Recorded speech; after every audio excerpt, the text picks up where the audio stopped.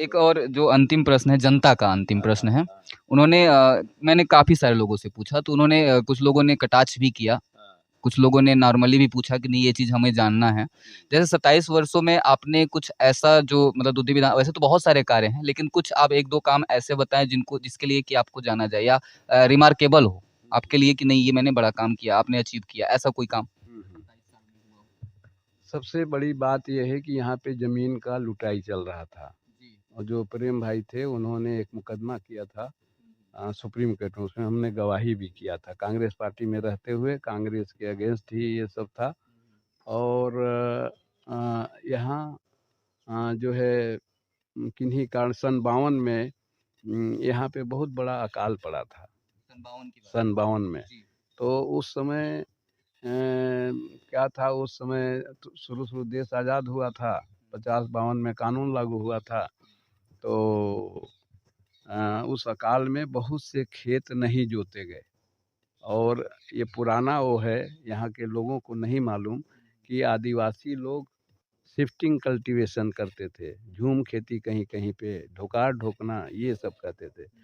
Shifting cultivation का मतलब ये है कि उस समय ब्रिटिश पीरियड में कोई जंगल का आदिवासियों का जो है जल जंगल ज़मीन का आज जो माँग चल रहा है पूरे देश स्तर पे, वो उसको अंग्रेज़ लोग जो है फ्री किए हुए थे कानूनन कि जंगल पे आदिवासियों का अधिकार है, वहाँ से अपना जो है रहन-सहन, खान-पान डे टू डे का जो वहाँ से फल-फूल वगैरह इकट्ठा करना, हर-फर वगैरह और शिफ्टिंग कल्टीवेशन पे उन्होंने बैन नहीं किया था, कहीं-कहीं पे किया था।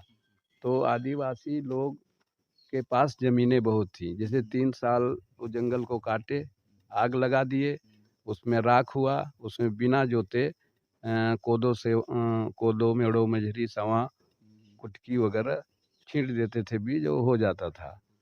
तो 3 साल तक वो उपजाऊ रहता था राख के परत में। 3 साल बाद वो अनउपजाऊ हो जाता था, दूसरे जगह जाके वो करते थे। तो इस तरह की तमाम पैचेज़ थे आदिवासियों के पास, हैं?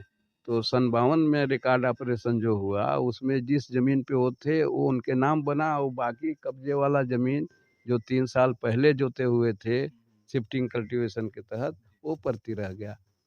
वो ज़मीन फिर वो खेती करते रहे, कब्ज़े में रहा और उस ज़मीन को सर्वे सेटलमेंट में प्रॉब्लम क्रिएट हुआ कि ये ज़मीन जो आदिवासियों की जोत है, जो आज के डेट में जोत है, उनको तो सिरदारी राइट मिल गया, हैं? लेकिन उस ज़मीन को क्या किया जाए?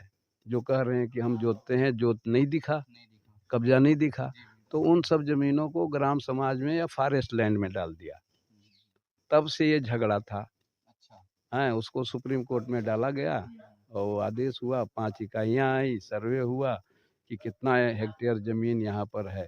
तो वर्ग 4 की ज़मीन और धारा 20 की ज़मीन के लिए उसमें इस इलाके में बहुत बड़ा प्रॉब्लम था। वो प्रॉब्लम जो है सर्वे सेटलमेंट के माध्यम से हम लोगों ने करवाया, अधिकार दिलवाया और इसमें उस समय तमाम कल कारखाने खुले थे, उसमें बाहर के लोग आए और ज़मीन जो है पैसा दे-दे के लूट रहे थे। तो इसका हमने विरोध किया और विरोध में कुछ उस तरह का हो गया उस समय कुछ लोग जो है आग-वूग लगा दिए, आगजनी हो गया तो केस बड़ा हो गया। रासुका लगा हमारे पास 6 महीने के लिए हम जेल में गए। तो एक बड़ा इवेंट ये हुआ यादगार वाला कि अब सब में हमारे ऊपर थोप दिया गया कि इसने ऐसा करवाया। नाम भी हुआ, जेल चले गए तो नेता बन गए, हैं?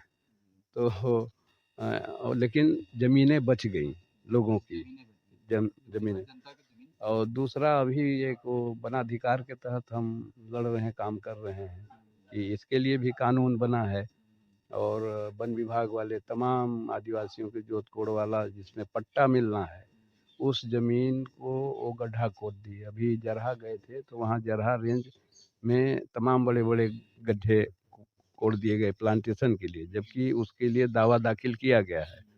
और भरहरी में, ओबरा में जब तक हम रहे कोई वन विभाग का आदमी कहीं पर भी लोगों को परेशान नहीं किया। हमारे हटने के बाद तमाम जो है मनमानी हो गया।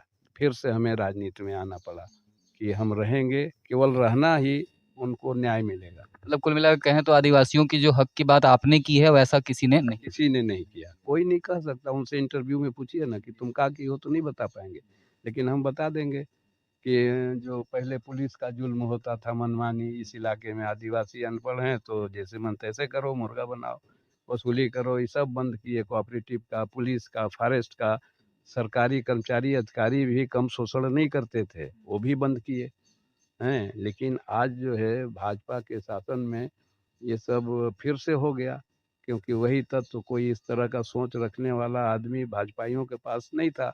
वो भाजपाइयों के पास जो है बलात्कारी और चोर चिहार यही सबको टिकट दिए, एमएलए बनवाए। इसके फिर से वो नौबत है कि हमें फिर से हाँ हाँ हाँ हाँ।